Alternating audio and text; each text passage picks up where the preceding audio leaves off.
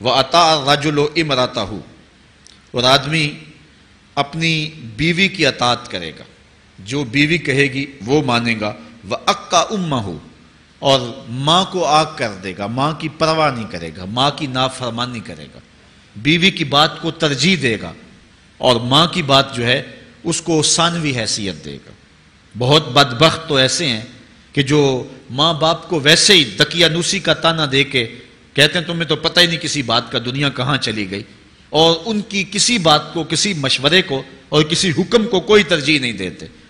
لیکن جب بیوی اور ماں دونوں کا حکم مقابلے میں آ جائے تو اس وقت وہ بیوی کے حکم کو ترجیح دیں گے۔ یہ قرب قیامت کی علامت ہے جو کہ ہم واضح طور پہ اپنے معاشرے میں دیکھ رہے ہیں۔ وَأَدْنَى صَدِيقَهُ وَأَقْصَى أَبَاهُ، دوست قریب ہوں گے، باپ دور ہوگا۔ دوستوں کو قربت دی جائے گی، ان کے ساتھ بیٹھنا اٹھنا بھی ہوگا، کھانا پینا بھی ہوگا، گپ شپ بھی ہوگی۔ دوست ایک بیل دے تو بندہ دوڑا جائے گا دوست کی پکار پہ، لیکن ماں باپ جو مرضی کہیں تو ماں باپ کی بات کو کوئی ترجیح نہیں دی جائے گی۔ یہ قرب قیامت کی نشانیوں میں سے ایک نشانی ہے، اور اس وجہ سے آج لوگ محروم ہو گئے ہیں اور گھروں میں برکت نہیں رہی۔ ماں باپ اگر کچھ کہیں، کوئی چیز لانے کے لیے بھی کہیں تو بچہ سو بہانے کرتا ہے اور دوست کی پکار پہ لبیک کہتا ہوا بھاگ اٹھتا ہے۔ وَظَهَرَتِ الْأَصْوَاتُ فِي الْمَسَاجِدِ، مسجدوں میں لڑائیاں ہوں گی، مسجدوں میں جو ہے وہ آوازیں بلند ہوں گی لڑائیوں کی، ایک دوسرے سے الجھاؤ پیدا ہو جائیں گے۔ آج ہماری مسجدوں میں پنکھا بند کرنے سے لڑائیاں شروع ہو جاتی ہیں۔ یہ بالکل آپ کے قریب ایک شہر میں ہوا ہے، ایک آدمی قتل ہو گیا صرف اس معاملے میں کہ وہ ایک کہہ رہا تھا کہ لائٹ بند کر دو، اور دوسرے نے کہا کہ میں نماز پڑھ رہا ہوں تو تم نے مجھے دیکھا نہیں، اور اس بات پہ لڑائی شروع ہوئی، حتیٰ کہ فائرنگ تک نوبت پہنچی، اور ایک آدمی جو ہے وہ قتل ہو گیا۔ آپ نے اخبارات میں پڑھا ہوگا۔ تو اس طرح مسجدوں کے اندر جو ہے وہ لڑائیاں شروع ہو جائیں گی۔ یہ قرب قیامت کی نشانی ہے۔ وَسَادَ الْقَبِيلَةِ فَاسِقُهُمْ، قبیلے کا سردار سب سے فاسق اور بدتر شخص ہوگا۔ خاندان کا، قبیلے کا، برادری کا وہی سربراہ ہوگا، وہی قائد ہوگا، وہی لیڈر ہوگا، وہی پنچ ہوگا جو جتنا بڑا غنڈہ اور جتنا بڑا بدماش ہے اس کو ہی جو ہے وہ سرپرستی جائے گی۔ شرافت نام کی چیز ہی باقی نہیں رہے گی۔ شرافت کے بل بوتے پہ آگے نہ کوئی سیاست میں آ سکے گا، نہ کوئی خاندان میں آگے آ سکے گا، بلکہ اب تو حال ہی ہوا کہ ہماری محافل اور آراس کے اندر بھی جو مہمان خصوصی رکھے جاتے ہیں وہ بھی اس اعتبار سے نہیں رکھے جاتے کہ متقی شخص تلاش کرو جس کو مسند صدارت پہ بٹھایا جائے، جس کو مہمان خصوصی رکھا جائے۔ اس میں بھی یہ دیکھا جاتا ہے کہ کس کا اثر معاشرے کے اندر زیادہ ہے، چاہے وہ اثر و رسوخ اس نے منشیات فروخت کر کے ہی حاصل کیا ہو، کس کی دولت زیادہ ہے، چاہے اس نے وہ دولت لوگوں کا خون نچوڑ کے حاصل کی ہو، وہی مہمان خصوصی ہوتا ہے محفل نعت میں، چونکہ وہ پیسے زیادہ پھینک سکتا ہے۔ اور ایک غریب آدمی جو کہ تہجد کی نماز پڑھنے کا بھی عادی ہے، اس کو جوتیوں پہ جگہ ملتی ہے، اس کا قصور صرف یہ ہے کہ وہ غریب ہے اور اس کے پاس حرام کی کمائی نہیں ہے۔ یہ حضور علیہ السلام نے نشانی فرمائی، اور جو آج ہم اپنی آنکھوں سے دیکھ رہے ہیں۔ وَسَادَ الْقَبِيلَةِ فَاسِقُهُمْ، قبیلے کا سردار جو ہے وہ بدتر اور فاسق شخص ہوگا۔ وَكَانَ زَعِيمُ الْقَوْمِ أَرْذَلَهُمْ، اور قوم کا جو سردار ہوگا وہ قوم کا کمینہ ترین شخص ہوگا، یعنی قوم کا جو سب سے کمینہ شخص ہوگا وہ سب سے اونچی والی مسند پہ بیٹھا ہوگا۔ اور آپ دیکھ لیں، صرف پاکستان میں نہیں پوری دنیا پہ دیکھ لیں کہ ایسا نہیں دیکھ رہے ہم کہ جو بدبخت ہے، جو کمینہ ترین شخص ہے، فلک نے بخشی ہے انہیں خواجگی، جو جانتے نہیں روش بندہ پروری کیا ہے، جن کو اپنے نفع نقصان کا بھی نہیں پتا، اپنے آپ کا بھی شعور نہیں ہے، ہم کون ہیں، کس لیے آئے ہیں، جو مقصد حیات سے بھی آگاہ نہیں ہے، تو وہ قوم کے سردار ہوں گے۔ سیاسی تنظیمیں ہوں یا دیگر تنظیمات ہوں، الا ماشاء اللہ اکثر حال یہی ہے جو اللہ کے محبوب علیہ السلام نے بیان فرمایا، جہاں کہیں بھی شرافت، نجابت اور اچھے لوگوں کو برتری ہے، آہستہ آہستہ وہ کم ہوتی چلی جائے گی۔ اور یہی ہوگا سارے کا سارا نظام، جب قیامت آئے گی تو یہی ہوگا کہ جتنا برا شخص ہوگا، جتنا کرپٹ شخص ہوگا، جتنا ظالم شخص ہوگا، جتنا ڈاکو لٹیرا اور انتہائی کمینہ صفت شخص ہوگا، وہی جو ہے وہ قوموں کا سردار ہوگا۔ وَأُكْرِمَ الرَّجُلُ مَخَافَةَ شَرِّهِ، اور آدمی کی عزت اس کی شر سے بچنے کے لیے کی جائے گی۔ فلاں بندے سے اگر تعلقات قائم نہ رکھے تو ہمیں نقصان پہنچائے گا۔ آج 10 نمبر کا غنڈہ بھی ہو تو لوگ اس سے تعلق ضرور استوار رکھتے ہیں، یہ فخر سمجھتے ہیں۔ آج کل افطار پارٹیاں ہو رہی ہیں اور اس میں ان کو بلایا جاتا ہے دعوت افطار پر جنہوں نے روزے ہی نہیں رکھے ہوئے۔ یہ افطار پارٹیاں نہیں ہیں، یہ ایک تماشا ہے جو لگایا جاتا ہے۔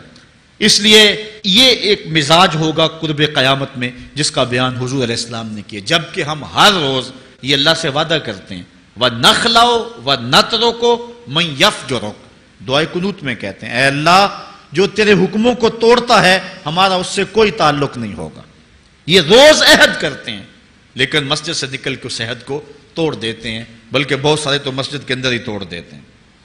وَظَهَرَتِ الْكَيْنَاتُ وَالْمَعَازِفُ، اور گانے والی اور بجانے والی عورتیں اور گیت گانے والی عورتیں، رنڈیاں، یہ جو ہیں وہ گانا شروع کر دیں گی اور یہ عام ہو جائے گا۔ اب تو حد ہو گئی کہ مذہب کے نام سے بھی یہ سب کچھ ہو رہا ہے۔ یہ شام کلندر کے نام سے جو پورے ملک کے اندر ایک جو ہے تقریب شروع ہوئی ہے، اس میں جو ہے ان عورتوں کو بلایا جاتا ہے اور لکھا ہوتا ہے باقاعدہ اشتہاروں کے اوپر کہ فلاں جو ہے وہ گانے والی آئے گی اور وہ جو ہے وہ اپنا کلام پیش کرے گی، اور یہ مذہب کے نام پہ ہو رہا ہے۔ اور حد یہ ہو گئی کہ یہ بڑھتا ہی چلا جا رہا ہے، اس کو روکنے کی گو مربوط کوششیں بھی نہیں ہوئی، لیکن ایک ایسا عمل تھا کہ جس کو ہر صاحب شخص برا سمجھتا ہے، لیکن اس کے باوجود یہ پھیلتا چلا جا رہا ہے، اور جو کچھ معاشرے میں ہو رہا ہے وہ حضور علیہ السلام نے پہلے ہی نشاندہی کی۔ وَشُرِبَتِ الْخُمُورُ، اور شرابیں پی جائیں گی، رنڈیاں ناچیں گی، گانے گائیں گی اور شرابیں پی جائیں گی۔ وَلَعَنَ آخِرُ هَذِهِ الْأُمَّةِ أَوَّلَهَا، اس امت کے بعد میں آنے والے لوگ پہلے گزروں پر لعنت کریں گے، کہیں انہیں تو پتہ ہی نہیں ہے۔ پاکستان کے اندر باقاعدہ آرٹیکل چھپے اخبارات میں کہ محمد بن قاسم جو ہے وہ ڈاکو تھا، سلطان محمود غزنوی لٹیرا تھا، یہ مضامین شائع ہوئے۔ صحابہ کو گالیاں نہیں دی جا رہی، کتنے لوگ ہیں جو صحابہ کو برا بھلا کہتے ہیں، اور حضور علیہ السلام کے والدین طیبین جن کی وساطت سے یہ درے اور گوہر شاہوار ہمیں نصیب ہوا، ان والدین کو ممبروں پہ بیٹھ کے کیا جہنمی نہیں کہا جا رہا؟ تو یہ وہ زمانہ، کیا امام حسین کو باغی نہیں کہا جا رہا؟ پہلے لوگ اندر داخل ہو کے کرتے تھے اور کتابچے چھاپتے تھے، اب آہستہ آہستہ ممبروں پہ بھی آ گئے اور یہ بات کہی جانے لگی ہے۔ اس پر باقاعدہ اجتماعات منعقد ہوتے ہیں، اس پہ کہا جاتا ہے۔ ایک ٹی وی چینل کے اوپر یزید کو جو ہے وہ رحمت اللہ تعالی علیہ کہا گیا، کیا کچھ نہیں ہوا، یہ سب کچھ آپ کے سامنے ہے، یہ حضور نے بیان فرمایا، یہ ہونا تھا۔ آقا کریم علیہ السلام نے ارشاد فرمایا وہ وقت آئے گا کہ جو آخر والے ہوں گے وہ سمجھیں گے کہ ہم ہی جو ہے وہ دیندار ہیں، ہمیں دین کا ٹھیکہ، اور پچھلوں پر لعنت بھیجیں گے کہ انہیں کیا پتا تھا دین کا۔ آج پچھلوں کے عقائد پر حملے ہو رہے ہیں اور انہیں مشرک کہا جا رہا ہے۔ میں نے ایک دن کہا تھا، یہ بڑے زور سے کہا جاتا ہے جو یا رسول اللہ کہے وہ مشرک ہو جاتا ہے۔ میں نے کہا دیکھو اس فتوے کا اثر کہاں تک جاتا ہے۔ حضور علیہ السلام کے سارے صحابی آقا کریم علیہ السلام کی موجودگی کے اندر بھی، اور پھر دیکھیے مسلمہ کذاب کے مقابلے میں جو جنگ لڑی گئی، اس جنگ کے اندر حضرت خالد بن ولید نے لکھا کہ کافر بھی اللہ اکبر کا نعرہ لگاتے ہیں، ہم بھی اللہ اکبر کا نعرہ لگاتے ہیں، فرق نہیں معلوم ہوتا اپنا کون سا ہے اور بیگانہ کون سا ہے۔ تو حضرت صدیق اکبر نے لکھا کہ جب وہ اللہ اکبر کا نعرہ لگائیں تم اس کے جواب کے اندر یا محمد آہو کا نعرہ لگاؤ۔ وَقَانَ شِعَارُ الْمُسْلِمِينَ يَوْمَئِذٍ یا محمد آہو، اس دن مسلمانوں کا شعار ہی یہ تھا، جو یا محمد یا رسول اللہ کہتا تھا وہی مومن مانا جاتا تھا، باقی کو تہہ تیگ کر دیا جاتا تھا۔ تو اگر یا رسول اللہ کہنا شرک ہے تو پھر سارے صحابی، وہ 10,000 صحابہ جو جنگ یمامہ میں شامل تھے، ان کے بارے میں پھر کیا کہو گے؟ پھر حضرت زین العابدین کے بارے میں کیا کہو گے جو کربلا کے میدان میں مدینے کی طرف منہ کر کے کہہ رہے ہیں یا رحمت للعالمین ادرک لزین العابدین۔ پھر حضرت زینب کے بارے میں کیا کہو گے؟ یا محمد آہو یا محمد آہو ھذا حسین مزمل بالدماء، جو کربلا میں کھڑا ہو کے کہہ رہی ہیں اے میرے نانا حضور، اے محمد عربی، آپ کے حسین کو دیکھو خون میں نہا گیا ہوا ہے۔ تو پھر کیا یہ فتویٰ تمہارا کہاں تک پہنچے گا؟ نہ صحابہ بچیں گے، نہ اہل بیت بچیں گے، اور نہ اولیاء امت بچیں گے، جنہوں نے کہا تھا یا رسول اللہ انظر حالنا، یا حبیب اللہ اسما قالنا. تو یہ قیامت کی نشانیاں ہیں کہ اگلے جو ہیں وہ پچھلوں پر لانتے بھیجیں گے، ان کو برا بلا کہیں گے، صحابہ کو گالیاں، اہل بیت کو گالیاں، نواسب میں کیا کچھ نہیں کیا ہے. اور آج بھی جو دنیا کے اوپر ناسبی ہیں وہ اہل بیت کے بارے میں کیا کیا زبان استعمال نہیں کرتے، حضور کے والدین کے بارے کیا کچھ نہیں کہا جاتا. تو یہ سب کچھ ہونے والا ہے جو حضور علیہ السلام نے بیان کیا، کچھ ہو رہا ہے اور کچھ تم دیکھو گے اپنی آنکھوں کے سامنے. پھر ارشاد فرمایا فَارْتَقِبُوا عِنْدَ ذَلِكَ رِيحًا حَمْرَاءَ وَزَلْزَلَةً وَخَسْفًا وَمَسْخًا وَقَذْفًا وَآيَاتٍ تُتَابِعُ كَنِظَامٍ قُطِعَ سِلْكُهُ فَتُتَابِعُ. فرمایا کہ پھر جب یہ حالات ہوں گے اور یہ پوری طرح حالات معاشرے میں پیدا ہو جائیں گے تو پھر سرخ آندیاں آئیں گی، پھر انتظار کرنا سرخ آندیوں کا. وَزَلْزَلَةً اور زلزلے کا انتظار کرنا، وَخَسْفًا وَمَسْخًا وَقَذْفًا اور دھنسنے کا انتظار کرنا، اوپر سے پتھروں کے نازل ہونے کا اور شکلوں کے بگڑنے کا انتظار کرنا. اور آگے فرمایا وَآيَاتٍ اور ایسی نشانیاں آئیں گی ایک دوسرے کے پیچھے آئیں گی، جس طرح تسبیح کا دھاگا ٹوٹ جائے تو پیدل پہ اس کے دانے گرتے ہیں. تو یہ سارے عذاب جن کا ذکر حضور نے کیا میں مسلسل اوپر نیچے یہ تمہارے تک پہنچیں گے. حضرت انس رضی اللہ تعالیٰ عنہ سے ایک اور روایت لیتے ہیں، حضور علیہ السلام نے ارشاد فرمایا لا تقوم الساعة حتى يتقارب الزمان فتكون السنة كالشهر والشهر كالجمعة وتكون الجمعة كاليوم ويكون اليوم كالساعة وتكون الساعة كالدرمة بالنار. فرمایا جب قیامت آئے گی اتنی دیر تک نہیں ہو سکتی جب تک زمانے مختصر نہیں ہو جائیں گے، زمانے سمٹ نہیں جائیں گے، حتیٰ کہ سال مہینے جتنا ہو جائے گا، اور مہینہ ایک جمعۃ المبارک جتنا ہو جائے گا، اور ایک جمعہ ایک دن جتنا ہو جائے گا، اور ایک دن ایک گھڑی جیسا ہو جائے گا، اور ایک گھڑی ایسے ہوگی جس طرح آگ کا شعلہ جلایا اور وہ بجھ گیا. اور آج آپ دیکھ نہیں رہے کہ دن کتنی جلدی گزرتا. کسی زمانے میں ہم گرمیوں کی چھٹیاں کاٹتے تھے تو گزرتی نہیں ہوتی تھی گرمیوں کی چھٹیاں، لیکن آج آپ دیکھیں یہ دوپہر نہیں گزرتی ہوتی تھی. رمضان المبارک گرمیوں کے روزے جب ہمارے بچپن میں آئے تھے تو دوپہر نہیں گزرتی ہوتی تھی، لیکن آج وہی گرمیاں ہیں، لیکن ادھر سے سورج طلوع ہوتا ہے ادھر سے غروب ہو جاتا ہے. وقت سمٹ گئے، زمانے سمٹ گئے، اور یہ قرب قیامت کی نشانیاں ہیں. خرابی اتنی زیادہ ہوگی. حضور نے ارشاد فرمایا حضرت ابو ہریرہ سے ہے، آدمی گزرے گا اور ایک پرانی سی قبر دیکھے گا اور کہے گا وَيَقُولُ يَا لَيْتَنِي كُنْتُ مَكَانَ صَاحِبِ هَذَا الْقَبْرِ وَلَيْسَ بِهِ الدِّينُ إِلَّا الْبَلَاغُ.